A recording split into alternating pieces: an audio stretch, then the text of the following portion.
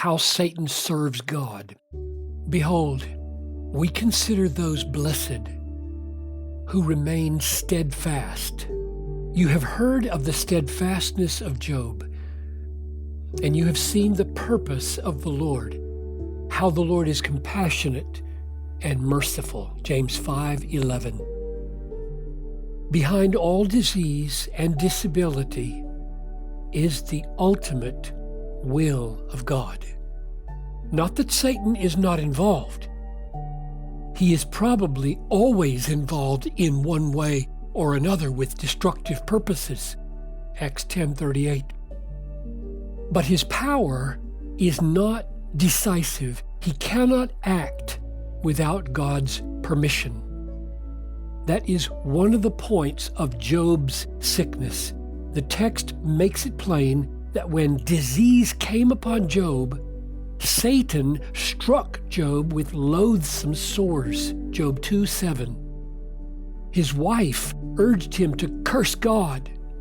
But Job said, "Shall we receive good from God, and shall we not receive evil?" Job 2:10. And again, the inspired author of the book, just as he did in 1:22, commends Job by saying, "In all this, Job did not sin with his lips." In other words, this is a right view of God's sovereignty over Satan.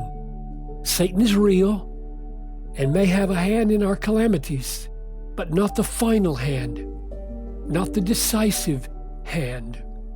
James makes clear that God had a good purpose in all Job's afflictions. You have heard of the steadfastness of Job, and you have seen the purpose of the Lord, how the Lord is compassionate and merciful. James 5:11. So even though Satan was involved, the ultimate purpose was God's, and it was compassionate and merciful. This is the same lesson we learn from 2 Corinthians 12:7, where Paul says that his thorn in the flesh was a messenger of Satan, and yet was given for the purpose of his own holiness, to keep him from becoming conceited because of the surpassing greatness of the revelations. A thorn was given to me in the flesh, a messenger of Satan to harass me, to keep me from becoming conceited. Now, humility is not Satan's purpose in this affliction. Therefore, the purpose is God's, which means that here Satan is being used by God to accomplish his good purposes in Paul's life.